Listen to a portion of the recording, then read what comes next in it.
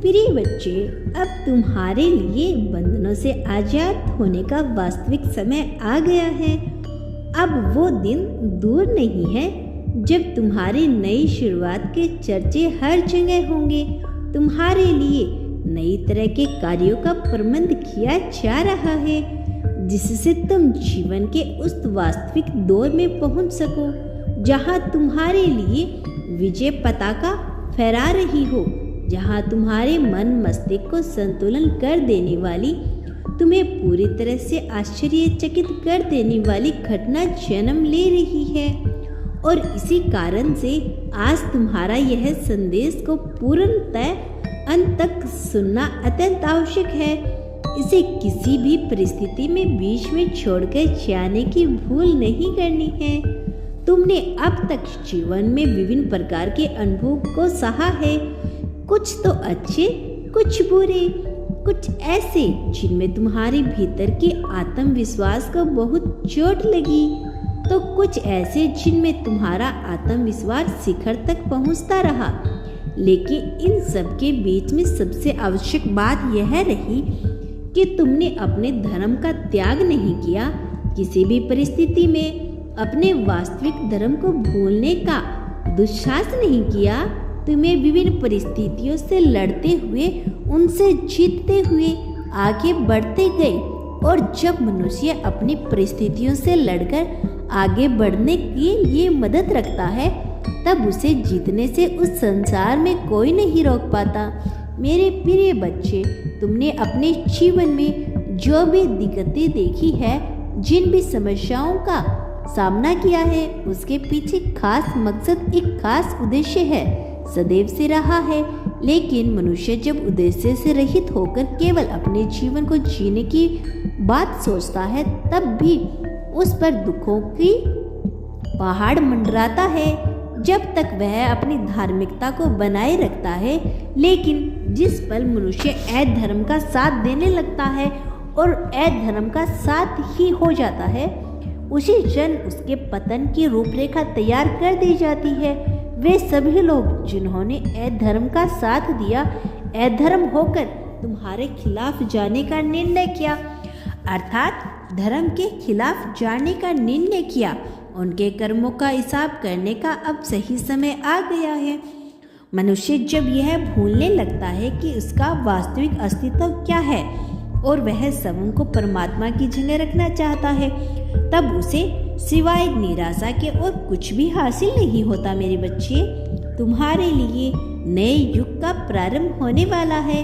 अब तुम नई शुरुआत के साक्षी बनोगे और ऐसा होना तुम्हारी किस्मत में लिखा हुआ है। कोई भी इससे वंचित नहीं हो सकता। जब भी किसी के समर्थन की बात करता हूँ तो यह पूर्ण सच्चाई के साथ किया जाता है। इसमें कचित मात्र भी द्वेष नहीं मिला होता, यह कंचित मात्र भी प्रदूषित नहीं होता। इसीलिए मेरे प्रेम को स्वीकार कर, इस अवसर को स्वीकार करो ताकि तुम जीत की तरफ बढ़ते चले जाओ। संख्या 11111 लिखकर अपनी जीत की पुष्टि करना बिल्कुल मत भूलना। यह वही समय है जब तुम्हारे लिए जीत का स्वीकार करने का अपना वास्तविक नजरिया तुम्हें दर्शाया है। जिन लोगों ने तुम्हारे साथ गलत करने का विचार किया है, उन्हें भी सबक सिखाने का समय आ गया है। इसीलिए तुम मेरी बातों को समझकर, स्वीकार कर अपने जीवन को सही दिशा में ले जाने के लिए तैयार रहना। प्रारंभ कर दो तुम्हारी जीत से। अब इस संसार का भला ही होगा, इसीलिए अपनी जीत की पुष्टि करो। मैं जीतने के लिए बना हूँ, इस बात को लिखकर संख्या 1111 लिख दो। यह तुम्हारी जीत को दर्शाने का वास्तविक, सही और सबसे उचित समय है। मेरे प्रिय बच्चे, आखिर क्यों तुम्हारे मन में विभिन्न प्रकार की दुविधाएं आ रही है, आकर उत्पन्न हो रही है? तुम एक दिव्य आत्मा हो, तुम वास्तव में बहुत ही पवित्र हो, तुम्हारा मन अत्यंत स्वच्छ है। मैं समझता हूँ कि तुम कभी भी किसी का बुरा नहीं चाहते। लोगों ने तुम्हारे साथ अन्याय किया, बुरा बर्ताव किया, बावजूद इसके तुमने कभी किसी का बुरा करने के विचार अपने मन में उत्पन्न नहीं होने दिया। मेरे बच्चे, मेरे प्रिय, तुम लोगों को सबक सिखाना चाहते हो वह जिन्होंने तुम्हारे साथ गलत किया।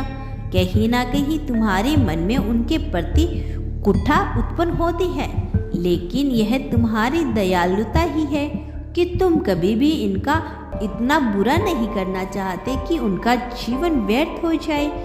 जबकि लोग तुम्हारे प्रति ऐसा नहीं सोचते। लोग उतने सच्चे दिल के नहीं होते जितना कि तुम हो, और इसका खामियाजा भी तुम्हें उठाना पड़ा है। लेकिन मैं तुम्हें यह बताना देना चाहता हूँ कि जब मनुष्य अत्यंत रूप से सीधा होता है, जब उसके अंदर करुणा जरूरत से ज़्यादा भरी होती है, तब इस संसार में हिंसात्मक रूप में फैले हुए लोग उसे लाभ उठाने का प्रयास करते हैं और उसे दबाने का प्रयत्न करते हैं।